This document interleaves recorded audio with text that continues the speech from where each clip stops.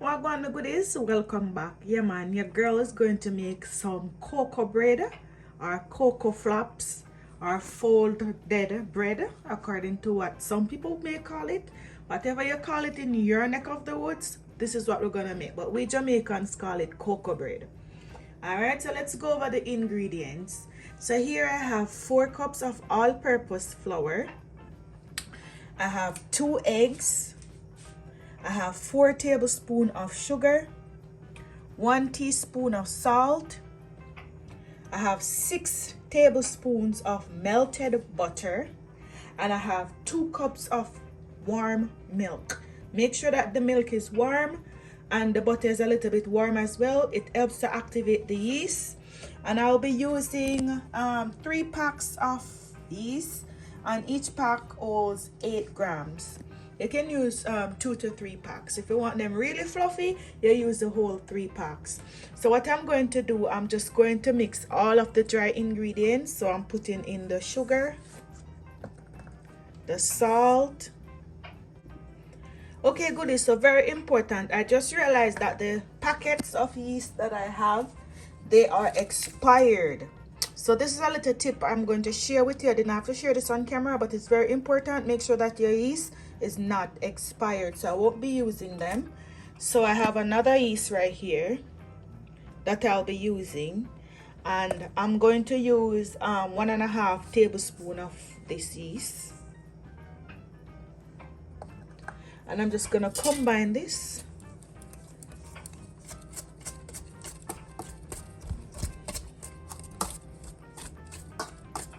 Mix it well.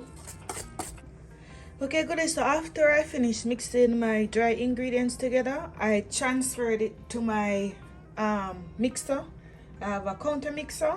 You can knead this up with your hand if you don't have a mixer, but it's easier to just use your mixer. But you can knead it with your hands, the Jamaican way. I'm going in with the wet ingredients, so I'm adding the butter, the 2 eggs. So 6 tablespoons butter, 2 eggs. And I'm going in now with my 2 cups of milk. And my milk is warm. I'm adding 1 cup first. And then I'm going to start kneading this and add the rest gradually.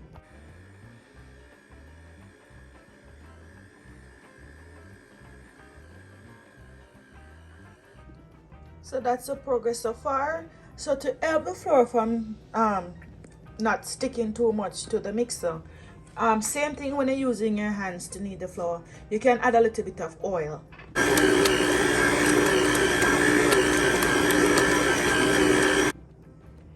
Okay, so I remove it now from the mixer, and I dust my surface with some dry flour, and I'm just going to knead this just a little bit for about 3 to 5 minutes. You just need to knead it out. If it's sticking to your hands, just put a little bit of oil on your hands if it's sticking to your hands, but it's not sticking to my hands, so that means it's perfect. So just knead it out a little bit. Okay, so when you finish kneading it out, just make it into a round ball, just like so. And here I have some oil in the pan that I had the flour in originally. Just clean your pan, and we're going to put this into the pan. What I do, I normally like just rub a little bit of oil on the top, and just put it down in the pan with the oil so it doesn't stick to the pan. So what I'm going to do, I'm just going to cover this now with your kitchen towel, and I'm going to put it into the oven, which is the warmest part of my kitchen, and I'm going to leave this for 1 hour, 45 minutes to 1 hour, and then we're going to come back and finish up. Okay, my good people, so as you can see, the flour puff up, so we're just going to punch some holes and let out the air bubbles. And we're just gonna put this on our surface. We're gonna damp some more dust with some more flour. and we're just gonna transfer it to the surface, and we're gonna knead it out again. So just knead it for like another 2 minutes.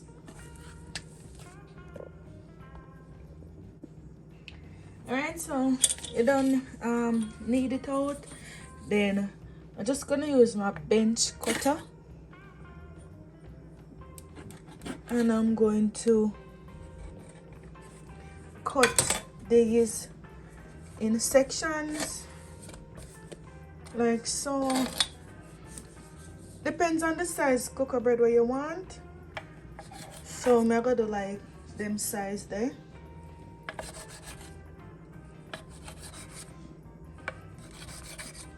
So like that.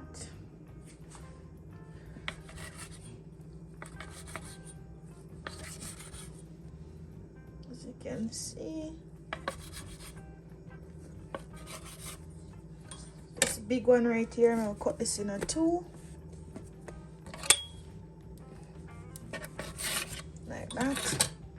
These probably gonna make some nice big ones. You probably can cut this in a 2 again and make them smaller. Alright, so now we're gonna roll them, we're gonna fold them.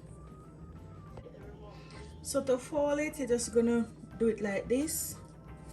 Spin it around and give it a few folds.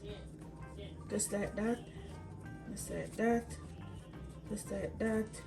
Just give it a few folds until you get like a round ball shape, and then you're just gonna pinch it around like this, and you get a nice ball, and you're just gonna put that aside.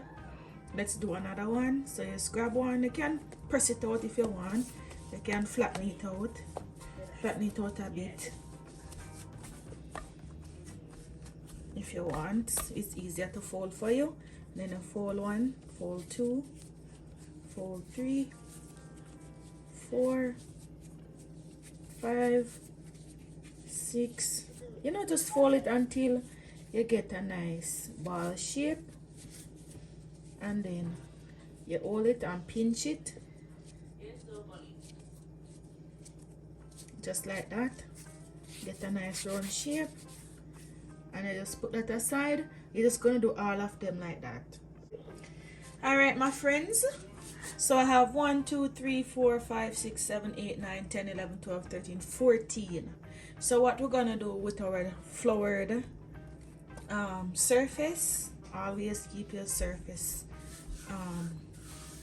with a little flour on it, prevent sticking. We're going to roll this out. So I have my rolling pin with the flour as well. Now we're just gonna roll these. I'm gonna show you how I do one of them, and then we're gonna do all of them like that.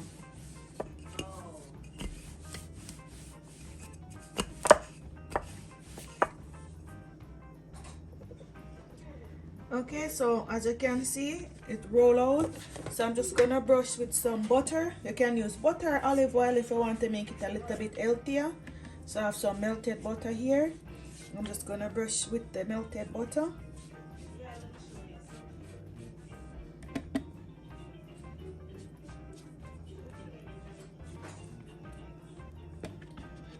Beautiful. And then we're just gonna do like this, and you can leave it like that, or you can fold it again. So I'm gonna fold it again. So I'm brushing again with some more butter,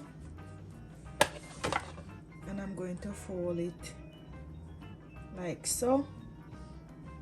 So this is what you have, and I have a baking pan here.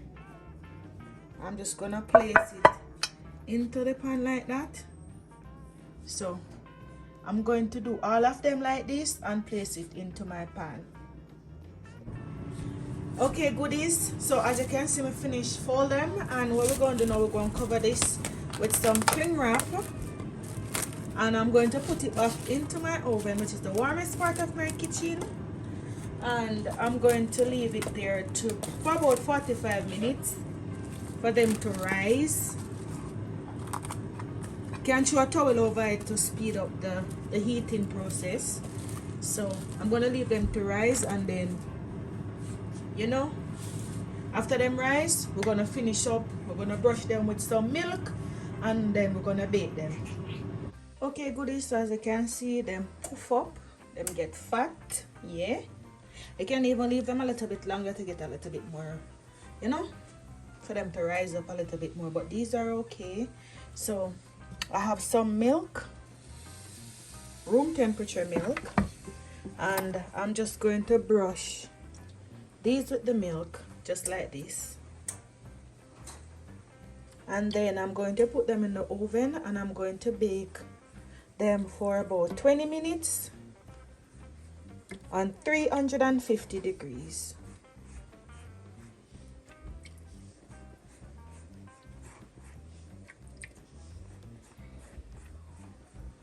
So stick around for the final result of our cocoa flaps.